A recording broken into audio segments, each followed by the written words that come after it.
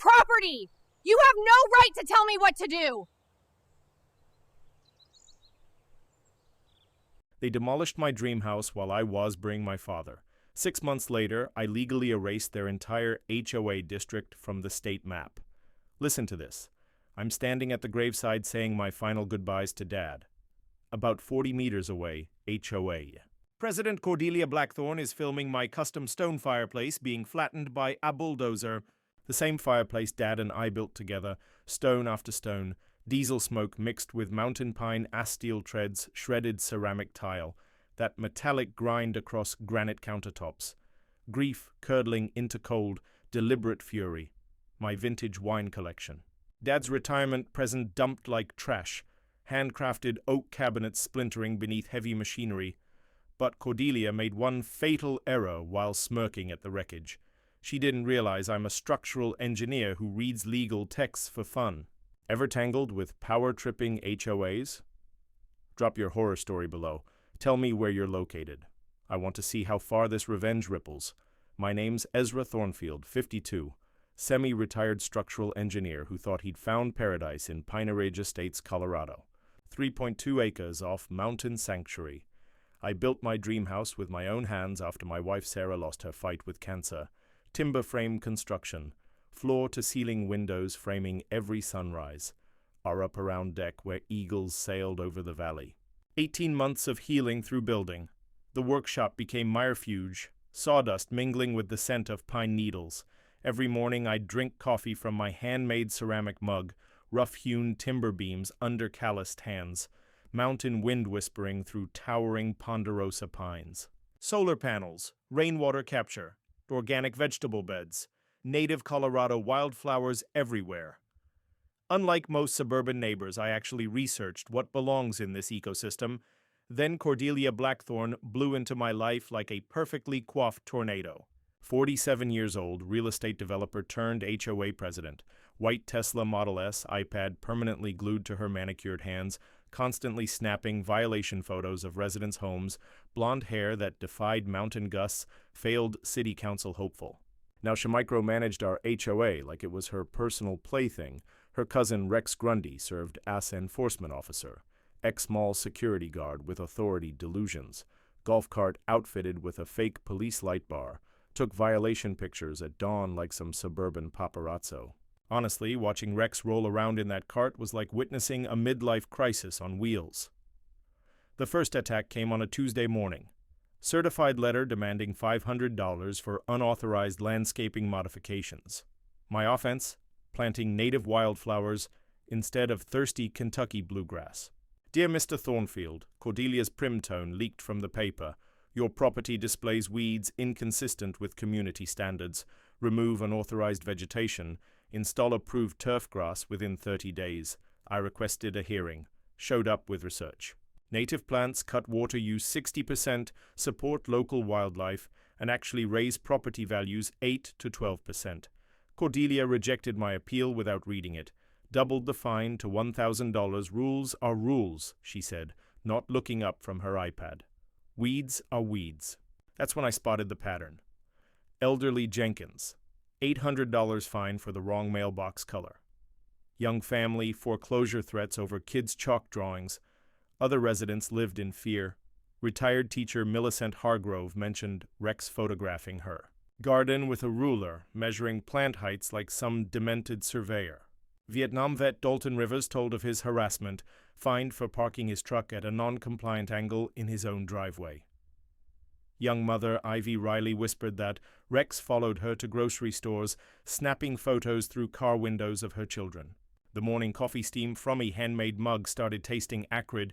This wasn't peaceful mountain living. This was suburban fascism run by a wannabe dictator. But Cordelia had fundamentally misunderstood engineers. We solve problems methodically. We research everything. We design solutions meant to last decades. She wanted to pick a fight over wildflowers. Perfect. But she'd chosen the wrong opponent. I'd buried my wife. Built my dream home with bare hands. Survived 30 years of corporate politics. Some petty HOA queen wasn't going to break me. Knowledge nugget. Original HOA covenants always override later rule interpretations stacked on by boards.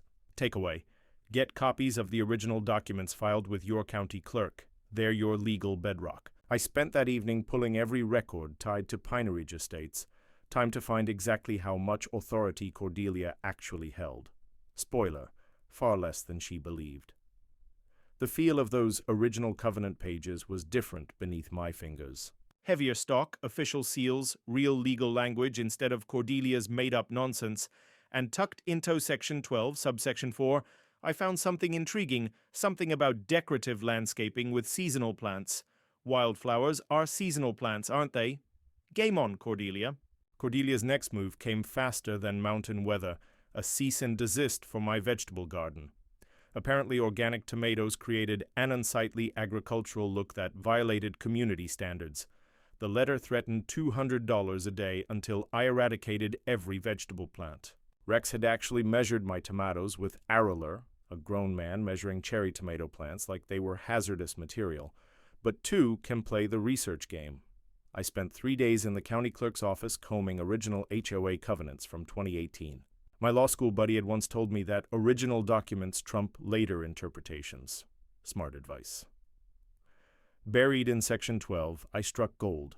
Homeowners may engage in decorative landscaping with seasonal plants for aesthetic enhancement. Last I checked, vegetables qualify as seasonal plants. Botanically, tomatoes are fruits. Legally, they're seasonal decorative plants. The irony wasn't lost on me that I was using plant taxonomy to oppose suburban tyranny. Board meeting night arrived. Cordelia sat at the head table as if she were presiding over the Supreme Court. Her power suit probably cost more than most people's monthly mortgage. Mr. Thornfield's agricultural activities violate aesthetic standards, she declared. Gardens attract vermin and decrease property values, she claimed. She'd summoned a wildlife. Expert to testify turned out to be her hairdresser's boyfriend Marcus, who once watched a Discovery Channel show about raccoons. Vegetable gardens definitely attract you animals and stuff, Marcus mumbled, reading from index cards. My turn. I stood and introduced my Colorado State University Extension agent, Dr. Patricia Yellowbird, a bona fide wildlife biologist with 2 decades of ecosystem research. Native plant gardens increase property values 8 to 12%, Dr. Yellowbird testified. They support beneficial insects, cut water use, and create sustainable landscaping that buyers actively seek. Cordelia's face went the color of my ripe tomatoes. The original covenants clearly allow seasonal plants for aesthetic purposes, I continued, unless Ms. Blackthorne is arguing that vegetables aren't plants. The room quieted. Even Marcus stopped shuffling his index cards. 3 neighbors nodded in approval. Retired teacher Millicent Hargrove took notes. Vietnam vet Dalton Rivers gave MEA subtle thumbs up. Young mother Ivy Riley smiled for the first time in months. But Cordelia wasn't done. We'll be increasing inspection frequency for Mr. Thornfield's property, she announced. Twice weekly compliance checks to ensure no further violations occur. Rex grinned like he'd been promoted to general. The harassment intensified instantly. Violation notices for doormat placement. Apparently, mine was 3 inches too far left. Christmas. Light's duration exceeded the 45-day limit by 2 days. My truck was parked at a 17-degree angle instead of the required 20-degree. Rex started showing up at 6 a.m. for compliance checks. The beeping from his golf cart became my new alarm clock. He took violation photos from every angle with a timestamp camera. One morning I watched him measure the distance between my mailbox and driveway, edged twice with 2 different tapes. "Morning, Rex," I called. "Find any criminal mailbox violations today?" He scurried away like I'd caught him stealing cookies. I remembered. My corporate law days when selective enforcement could unravel entire contract structures. Same principle applies to HOA covenants under Colorado law. Time to document everything. The community started noticing Cordelia's vendetta. Millicent mentioned that Rex never measured anyone else's mailbox placement. Dalton pointed out that 3 other homes had identical Christmas light displays for the same duration. I began photographing every property in Pineridge Estates, mailbox angles, doormat positions, decorative plant varieties, building a database of selective enforcement patterns. Meanwhile, my tomatoes swelled and deepened. The sweet scent of heirlooms filled the morning air. Fresh snow peas crunched perfectly between my teeth during garden walks, dew pearls on lettuce while Rex photographed from the property line. Neighbors started asking about my plants quietly, carefully, when Rex wasn't on patrol. "Those tomatoes look amazing," Ivy whispered during a grocery store run. "Happy to share some," I replied, along with planting tips. Cordelia's power relied on isolated, frightened residents, but vegetables have a way of bringing people together. An ancient human instinct wakes when you see food growing. 3 more families showed interest in starting gardens. Millicent offered historical research help on original Covenant language. Dalton shared his own harassment files. A secret group chat formed, Pineridge Truth, 19 members and counting.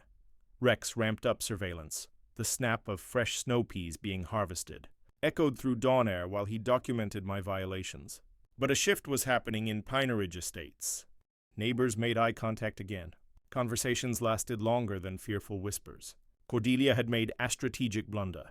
Instead of crushing my spirit, she'd given me a cause worth fighting for. And in trying to isolate me, she'd accidentally forged a community. My father always said, "The strongest structures are built on solid foundations." Time to see precisely what foundation Pineridge Estates rested on. Cordelia's next assault hit closer to home. Literally, she claimed my solar panels created an industrial appearance that violated aesthetic guidelines.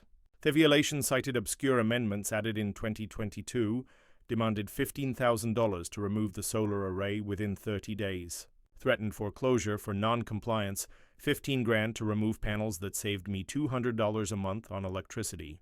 The same panels that had powered my workshop through Colorado's brutal winters, but something smelled fishier than Rex's lunch breaks. I dove into those 2022 amendments like an engineer troubleshooting a structural failure. What I uncovered would make any attorney gape.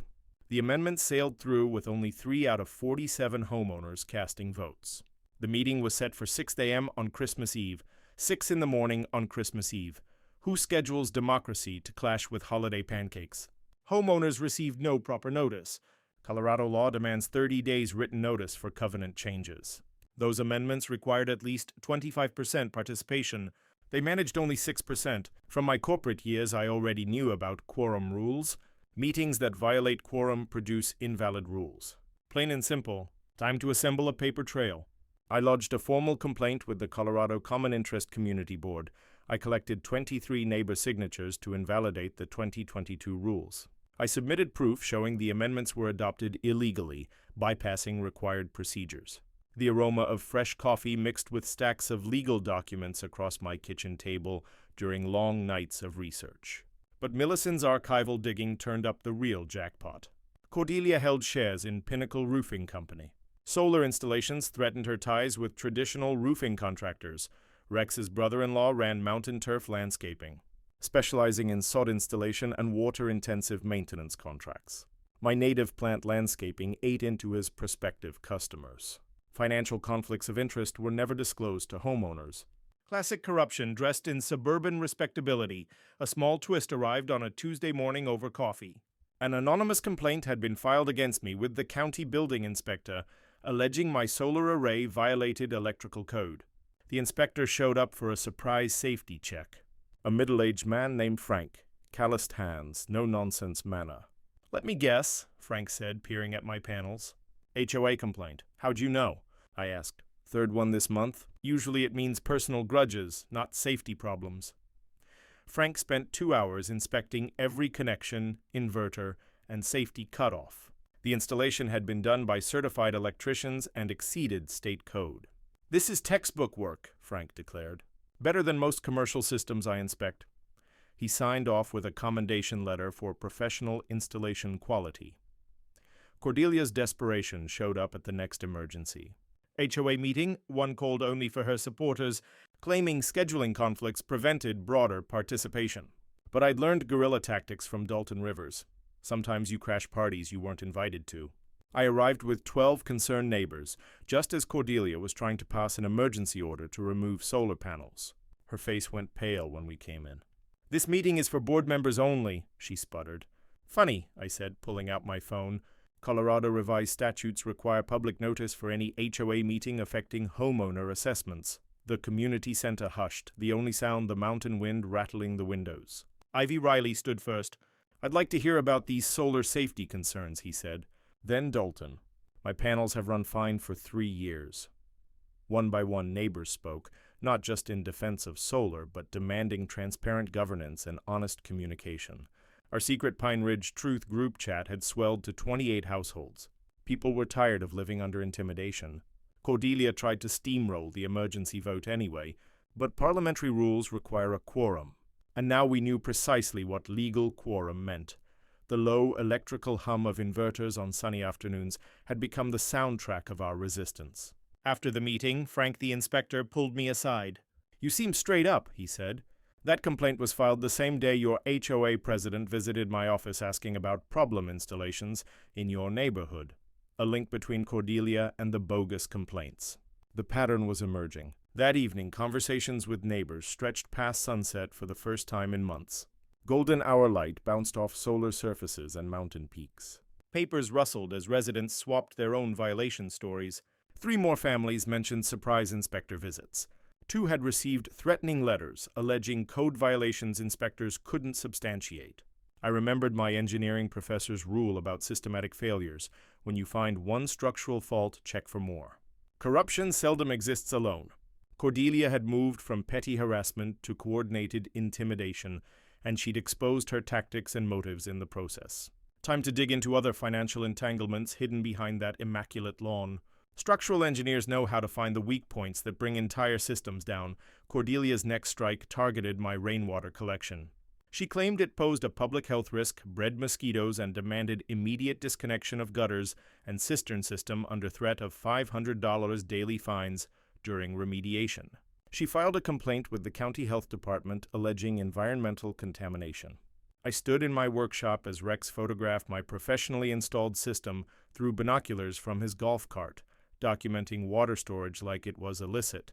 But rainwater harvesting in Colorado is explicitly legal. Has been since 2016. Any HOA that tries to ban water conservation systems is violating state law, the health. Inspector arrived expecting algae-choked swamps.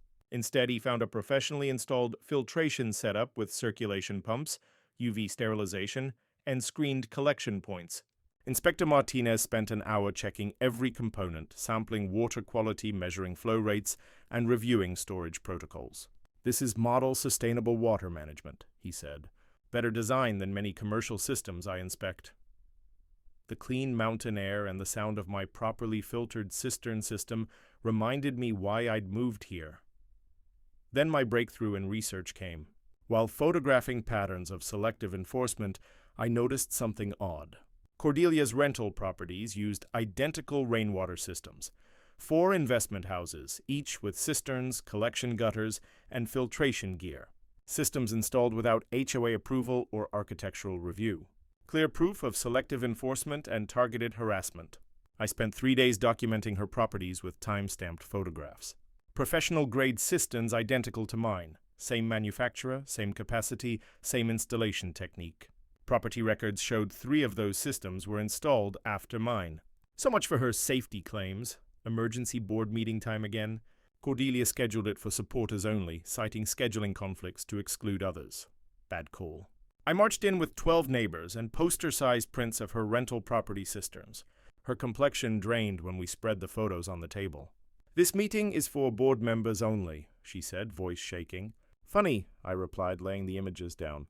"These rainwater systems look exactly like mine. Same manufacturer, same capacity, same safety features." Silence. Board members flipped through the photos while Cordelia fumbled explanations. "My properties predate the current regulations," she blurted. I produced property records. "These 3 systems were installed last year, after mine and after your new regulations." Dalton Rivers stood up. "Sounds like selective enforcement to me." Rex had escalated intimidation, parking his golf cart in driveways during inspections, photographing through windows, following residents to the grocery store, and tracking shopping habits. Harassment had crossed into stalking. But our neighborhood began to fight back. Ivy Riley filed police reports after Rex photographed her children at the bus stop. Millicent documented stalking with time-stamped photos taken from her kitchen window. The Pine Ridge Truth Group chat grew to 31 households. People shared surveillance incidents, violation patterns, and Cordelia's financial conflicts. The metallic click of Rex's camera shutter along property lines became an irritating daily soundtrack. While researching water rights, I found something that turned everything on its head, a mismatch between the HOA's current enforcement map and the original 1987 subdivision plat. The original platted boundaries didn't match the area the HOA now claimed. This could be a surveying error affecting many properties, including mine. Millicent suggested looking through county assessor historical records. Retired teachers know where bureaucracies tuck their paperwork. That night we spread county maps across my workshop table. The 1987 subdivision was plainly marked. The current HOA enforcement boundaries stretched well beyond the original plat. 24 homes may have been outside legal HOA jurisdiction, including mine. The sound of rainwater gurgling through gutters blended with our excited chatter. A heavy silence settled as we grasped the implications. 4 years of fees, fines, and harassment could be invalid. Hundreds of thousands in illegally collected dues might be at stake.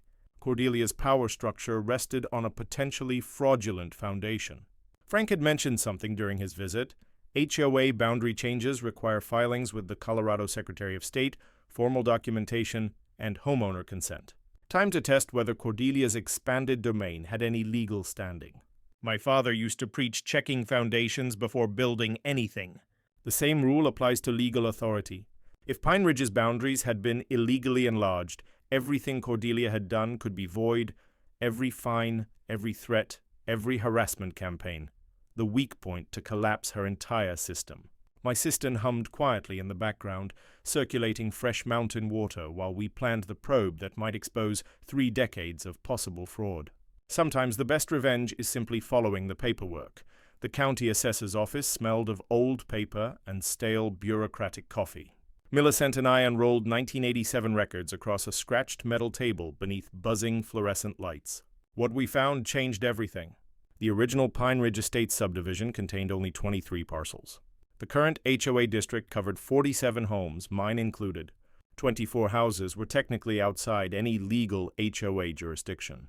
The 1987 maps were unmistakable: hand-drawn lot lines, official surveyor stamps, county clerk signatures. The legal district ended 200 feet short of my property line. "This can't be right," I muttered as I rechecked measurements. Millicent put on her reading glasses. "Retired teachers don't misread numbers." "It's right," she said softly. "Your property was never legally subject to HOA covenants. 4 years of fees, fines, and harassment are invalid. Other affected homeowners had paid roughly $180,000 in illegal dues. Cordelia's expansion had produced a fraudulent quasi-governmental authority. We requested documentation of the 1994 boundary expansion, the year the HOA district mysteriously doubled in size. What we uncovered was explosive. Meeting minutes recorded 12 residents voting in favor, while 31 abstained or were entirely unaware of the vote. The required supermajority of 75% for boundary changes was never met. The meeting had been held in someone's living room. No public notice was given. Required homeowner consent signatures were forged or missing. The smooth survey maps under my fingertips revealed 3 decades of systematic fraud.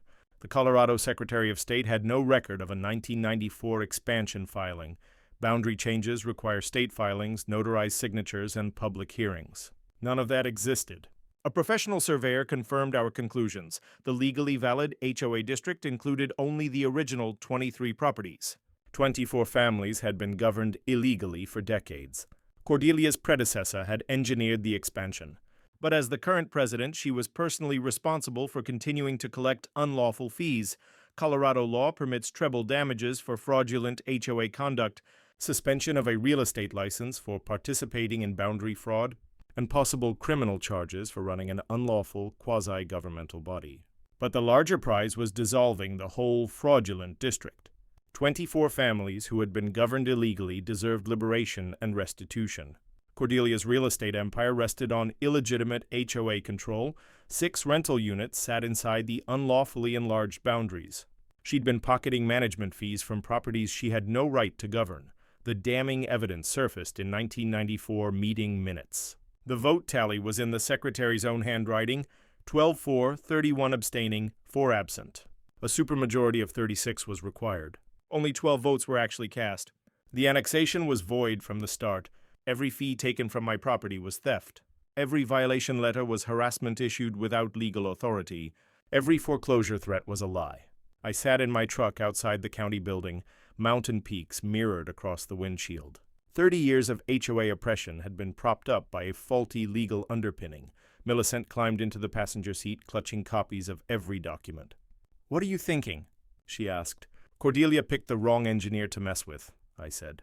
The legal consequences were enormous, not only recovering fees but dismantling the fraudulent authority entirely.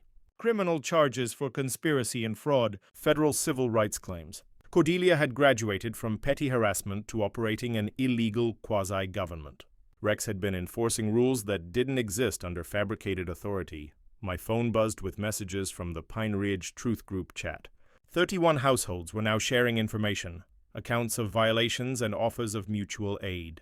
Time to bring in property rights lawyer Helena Blackwood on contingency to pursue a class action for all the illegally governed properties. The engineering maxim fit perfectly. When a structure fails, you don't slap on a patch. You rebuild on a sound foundation.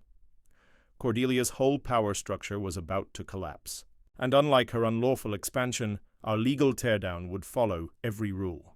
The warmth of real community support at our courthouse victory felt sweeter than any climate-controlled HOA boardroom.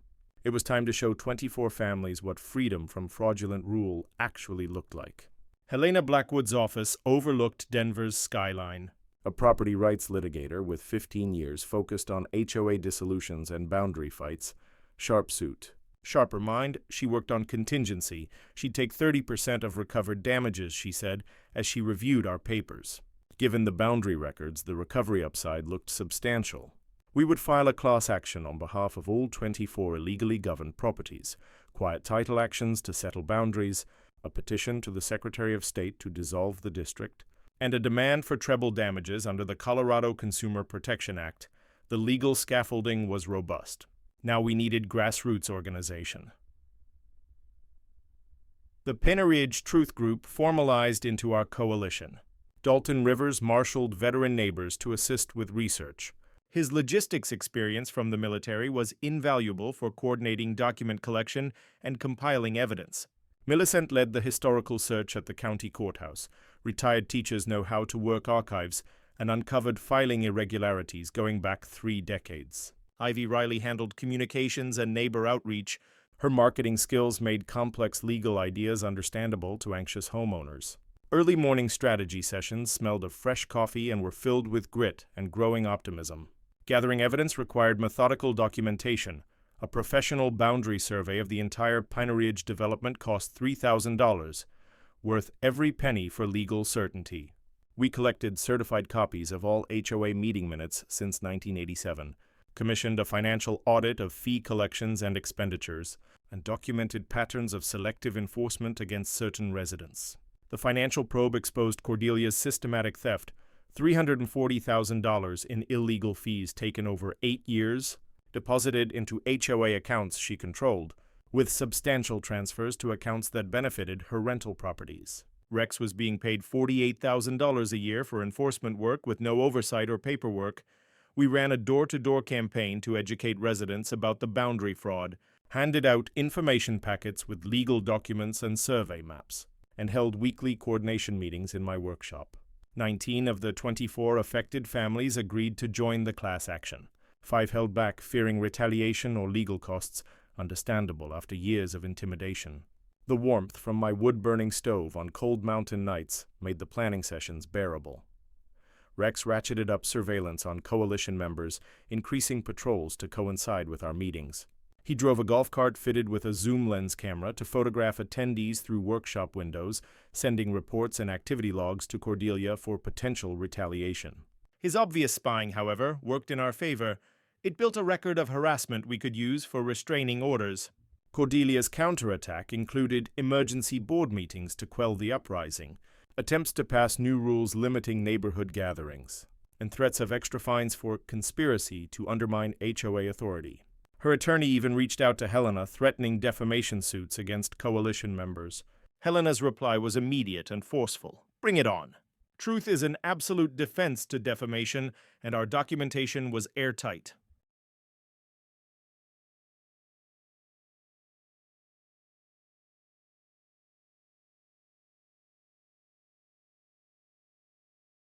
The coalition prepared a presentation for the next official board meeting. Helena would attend as our counsel. The local paper was contacted about a possible corruption story. The county sheriff was alerted to the risk of civil unrest, better safe than sorry when dismantling fraudulent governments. I flashed back to my corporate litigation days facing hostile takeovers. Preparation and paper trails always beat intimidation and bluster. Frank, the building inspector, supplied a written statement about coordinated false complaints. Maintenance staff came forward with proof that Cordelia had ordered utility shutoffs. The rustle of paper while we organized evidence felt like engineering documentation. The same methodical discipline.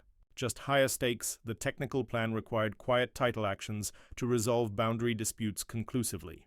A class action would lower individual legal costs. The Colorado Consumer Protection Act offers treble damages for fraudulent schemes. Dissolving an HOA demands a petition to the Secretary of State backed by resident signatures.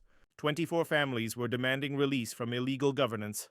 Helena laid out the timeline, roughly 6 months to clarify boundaries, another 6 for dissolution proceedings. Civil damages could take another year to recover, though criminal charges might move more quickly. Conspiracy and fraud carry federal penalties when a quasi-governmental entity is involved. We prepared a full presentation for the county commissioners and compiled all evidence for public scrutiny. Media were invited to the dissolution petition filing. Cordelia didn't know that one of her maintenance workers had already handed over smoking gun proof of a retaliation conspiracy. The technical base was solid. Community backing kept expanding. The legal approach was unassailable. Everything my father taught me about building structures applied to building cases. Start with a firm foundation, use quality materials, follow the right procedures, check twice. Cordelia's fraudulent edifice was built on sand. Our legal demolition would be engineered with precision. The solidarity at those tough prep meetings reminded me why I'd moved to the mountains in the first place, for real neighbors, not HOA subjects. Time to show Pinneridge what true community governance looks like without fraudulent authority. Harassment or selective enforcement, neighbors helping neighbors fix problems together, the way communities are supposed to function. Cordelia's desperation peaked on. Thanksgiving morning at 6 a.m., a process. Server stood at my door with a nuisance lawsuit while I was getting ready to visit my father's grave. $50,000 in damages for allegedly defaming the HOA's reputation, claiming my conspiracy theories reduced property values across Pine Ridge, and seeking an injunction against neighborhood meetings and coalition activities. The timing wasn't accidental. Rex had been photographing my daily routines for weeks. They aimed to strike when it would hurt most. But grief sometimes steals people instead of breaking them. The local paper first printed Cordelia's side. A disgruntled resident refuses property maintenance standards, with pictures of my native plant garden presented as evidence of neighborhood blight. She omitted the pending legal challenges to HOA authority. Selective truth for media effect. Rex's surveillance crossed into criminal behavior. Trail cameras appeared overnight, pointed at coalition members' driveways. License plates of meeting attendees were recorded. Neighbors were followed to grocery stores and had private conversations photographed.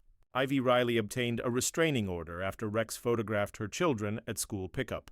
The judge labeled his conduct systematic stalking with intimidating intent.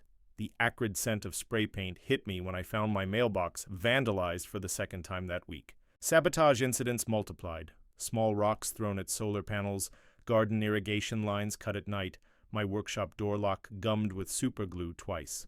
Anonymous letters threatened immediate foreclosure. Fake legal notices claimed lien filings within 24 hours. Calls went to members' employers implying legal problems might affect their job performance. Rex distributed flyers across Pine Ridge branding coalition members as property value destroyers and troublemakers. Meanwhile, Cordelia tried to sell rental units before the lawsuits concluded. Real estate listings popped up for homes inside the disputed boundaries, but buyers backed out after learning about pending HOA dissolution suits. Title insurers refused coverage for properties entangled in boundary disputes. Her empire was collapsing faster than she could liquidate assets. Helena filed an emergency restraining order to stop Rex's surveillance. Police reports documented the vandalism. We drafted a countersuit for defamation and systematic harassment and fed the real evidence of HOA boundary fraud to local media. Their story was far more compelling than Cordelia's narrative. The crunch of gravel under surveillance equipment reminded me every day that we were winning. Desperate people make desperate errors. The breakthrough arrived from an unlikely quarter. A maintenance worker caught up with me outside a hardware store and slipped me a manila envelope. "Thought you should see this," he whispered. Inside were written orders from Cordelia instructing utility disconnections to coalition members' homes, electric, water, and gas shut off without legal authority or due process. The worker had refused to carry out the unlawful instructions and handed over time-stamped emails showing a conspiracy to retaliate against legal challengers. This was proof of a criminal conspiracy to deprive civil rights under federal law, support spilled beyond penerage. 3 neighbors outside the coalition offered private backing. The local hardware store owner gave discounts for vandalism repairs.